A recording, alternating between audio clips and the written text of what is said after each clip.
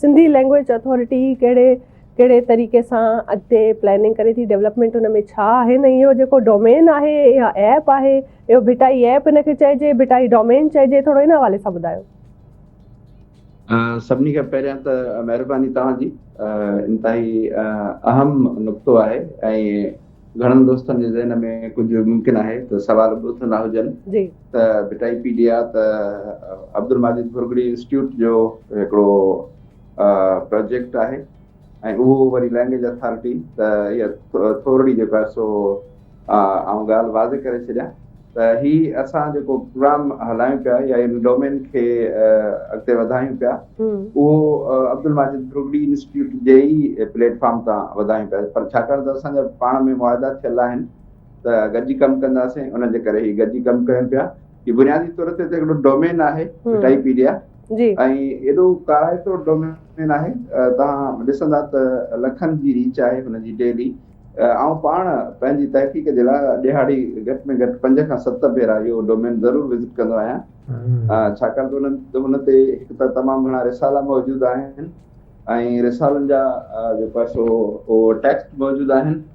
ऐं हुन सां गॾु तक़रीबन 20 इन जा जेके सब डोमेन आहिनि ईअं खणी चऊं या हुन जूं जेके ॿियूं दाख़िलाऊं आहिनि 20 जे लॻभॻि उहे बि आहिनि जीअं भिटाई जे बाबति हुनजो शुजरो भिटाई जो पंध हुनजा पंध पेचरा ऐं भिटाई जी सॼी टाइम लाइन भिटाई बाबति तहक़ीक़ी मज़मून उहे जेके ॿोल आहिनि ॿोलनि जा इस्म सिफ़त फ़इल हुननि जा ज़र्फ़ ऐं गंज खां वठी विटाईपीडिया ताईं जो सफ़र शाह जो कोश उर्दू ऑडियो बुक इन में मौजूदु आहे मशीनी वीडियोज़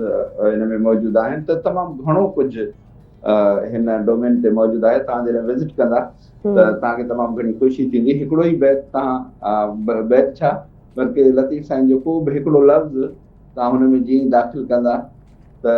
पहिरियां त उहे सभई बैत तव्हांजे साम्हूं अची वेंदा जिन बैतनि में उहो लफ़्ज़ ख़त बादल हूंदो कहिड़ी माना में कहिड़े पस मंज़र में उहो लफ़्ज़ उन में इस्तेमालु थियल आहे उहो सॼो अची वेंदो कहिड़नि रिसालनि में इहो मौजूदु आहे